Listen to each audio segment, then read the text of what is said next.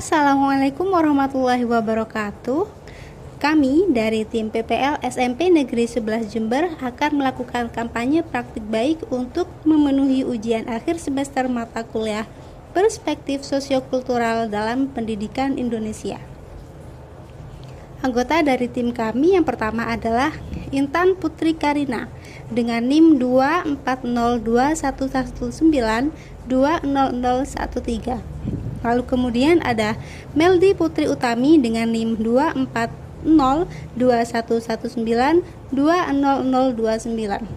Selanjutnya, Liwis Murihati dengan NIM 2402119201006.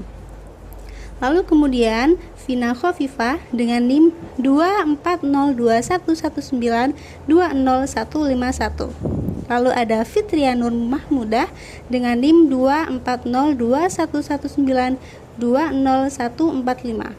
Dan yang terakhir adalah Khairun Nisa dengan NIM 2402119201108.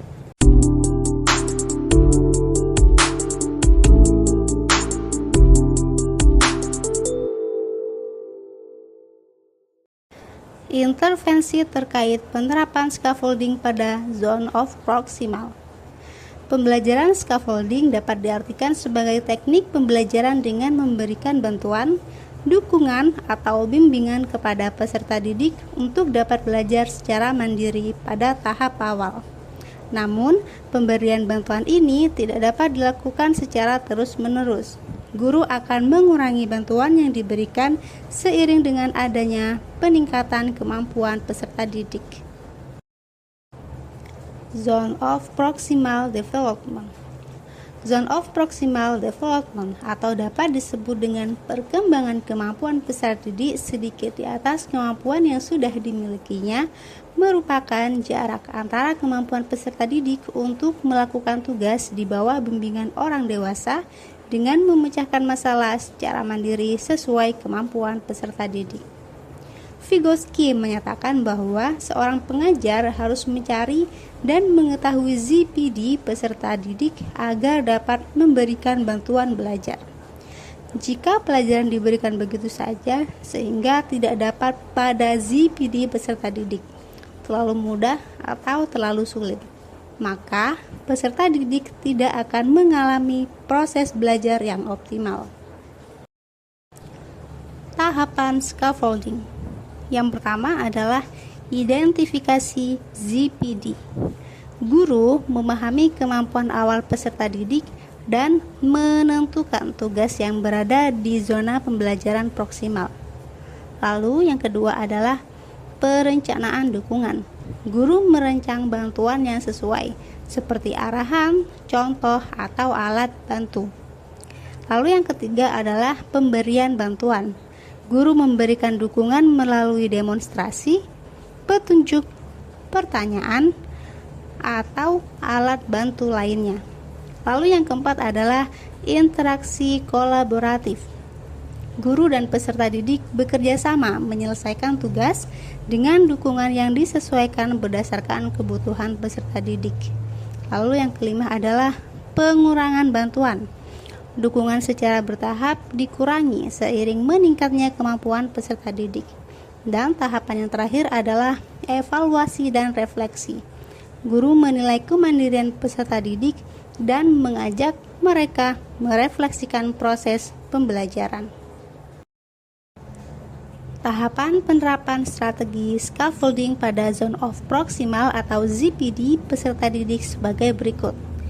Tahapan pertama yang kami lakukan adalah dengan melakukan tes diagnostik pada peserta didik, menentukan zone of proximal development dari peserta didik. Hal ini dilakukan dengan cara melihat hasil belajar sebelumnya.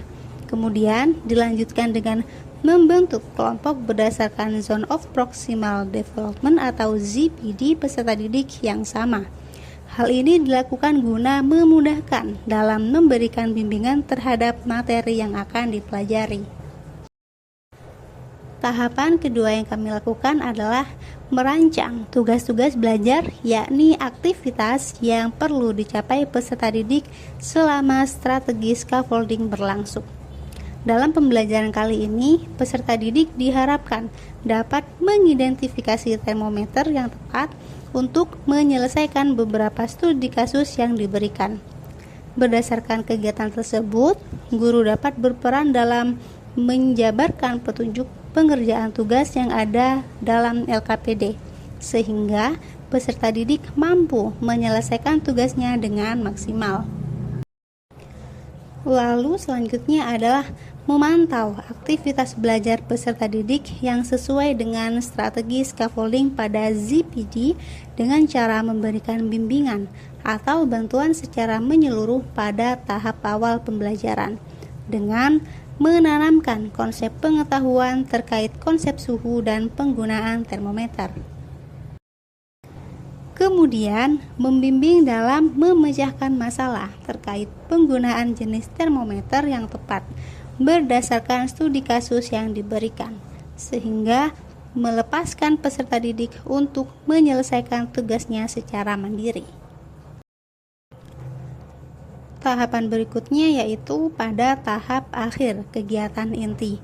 Guru memberikan kesempatan kepada peserta didik secara berkelompok untuk mempresentasikan hasil kerjanya dengan tujuan untuk mengecek dan memberikan evaluasi terhadap tugas yang telah dikerjakan. Tidak hanya itu, guru juga memberikan penugasan berupa asesmen formatif di akhir pembelajaran yang bertujuan untuk mengetahui tingkat ketercapaian tujuan pembelajaran berdasarkan kemampuan kognitif dan psikomotorik peserta didik pada pembelajaran IPA topik suhu yang dikembangkan melalui penyelesaian studi kasus yang diberikan. Hasil yang dicapai terkait penerapan scaffolding pada zone of proximal development. Hasil yang pertama ialah peserta didik dapat terlibat aktif dalam proses pembelajaran. Lalu yang kedua adalah membantu peserta didik untuk fokus pada pencapaian tujuan pembelajaran. Selanjutnya, meningkatkan motivasi dan minat belajar peserta didik selama proses pembelajaran berlangsung. Lalu berikutnya, menciptakan lingkungan belajar yang suportif dan menerima peserta didik. Hasil berikutnya yaitu meningkatkan kemampuan kolaborasi antara peserta didik maupun guru guna menyelesaikan tugas yang ada. Lalu selanjutnya, mengurangi frustasi atau resiko karena pemberian bimbingan secara bertahap sebelum peserta didik menyelesaikan semua tugas secara mandiri. Lalu selanjutnya yaitu peserta didik mampu mengembangkan kemampuannya sendiri serta juga dapat berbagi pengetahuan dengan teman sejawat. Dan yang terakhir adalah memberikan gambaran secara jelas terkait tujuan dan harapan mengenai aktivitas belajar yang akan dilakukan. Demikian penerapan scaffolding yang kami terapkan. Semoga melalui penerapan scaffolding dalam pembelajaran dapat membantu guru dalam mencapai tujuan pembelajaran sesuai dengan kebutuhan peserta didik. Terima kasih. Wassalamualaikum warahmatullahi wabarakatuh.